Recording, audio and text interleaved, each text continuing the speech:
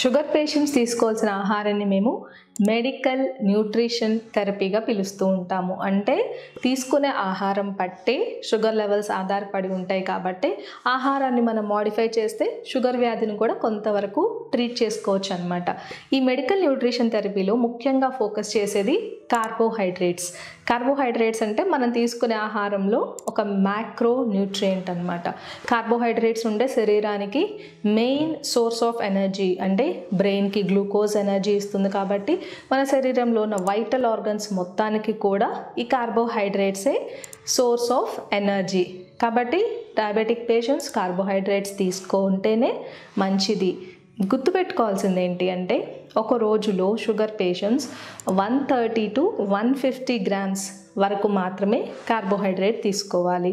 అంటే ఆహారంలో carbohydrate measure చేసుకోవడం చాలా ఇంపార్టెంట్. కార్బోహైడ్రేట్స్ 2 రకాలు ఉంటాయండి, good carbohydrates, bad carbohydrates. Bad carbohydrates గురించి ఇప్పుడు మనం చూద్దాం. బ్యాడ్ కార్బోహైడ్రేట్స్కి గ్లైసిమిక్ ఇండెక్స్ ఎక్కువగా ఉంటుంది. అంటే ఇవి ఆహారం తినగానే షుగర్ లెవెల్స్ని ఒక స్పైక్ లాగా పెంచేస్తాయి.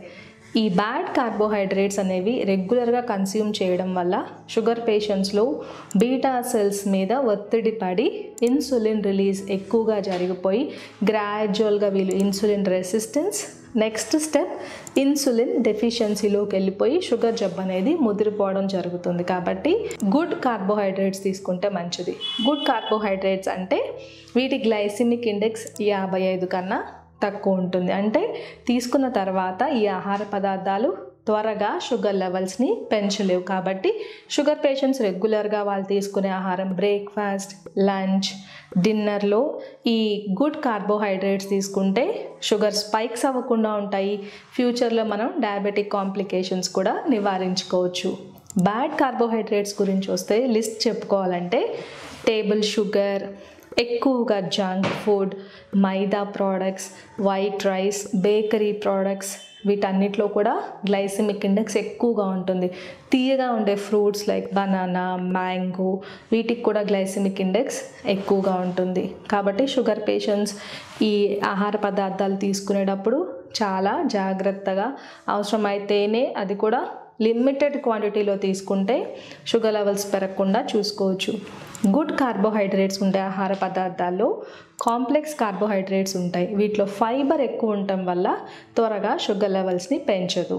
వీటికి ఉదాహరణగా బ్రౌన్ రైస్, మిల్లెట్స్, రాగి జావా, ఆకుకూరలు, కూరగాయలు, కొన్ని రకాల ఫ్రూట్స్, జామకాయ, బొప్పాయి, దానిమ్మ, ఆరెంజెస్, కివీ ఫ్రూట్, వీటికి గ్లైసిమిక్ ఇండెక్స్ తక్కువగా ఉంటుంది కాబట్టి షుగర్ లెవెల్స్ త్వరగా పెరగకుండా ఉంటాయి. ఒక పరిశోధనలో ఏం తెలిసిందంటే ఎక్కువగా బ్యాడ్ కార్బోహైడ్రేట్స్ తీసేసుకునే ఆహార పదార్థాలు అలవాటు ఉన్న వాళ్ళల్లో కార్డియోవాస్కులర్ డిసీజ్ అంటే గుండె జబ్బులు వచ్చే అవకాశాలు ఎక్కువగా ఉన్నట్టుగా పరిశోధనలో తెలిసింది. కాబట్టి మీరు కార్బోహైడ్రేట్స్ జాగ్రత్తగా మంచి కార్బోహైడ్రేట్లు మాత్రమే తీసుకుంటే రెగ్యులర్గా మీరు షుగర్ జబ్బుని కంట్రోల్ చేసుకోవడమే కాకుండా గుండె జబ్బుల్ని కూడా నివారించుకోవచ్చు.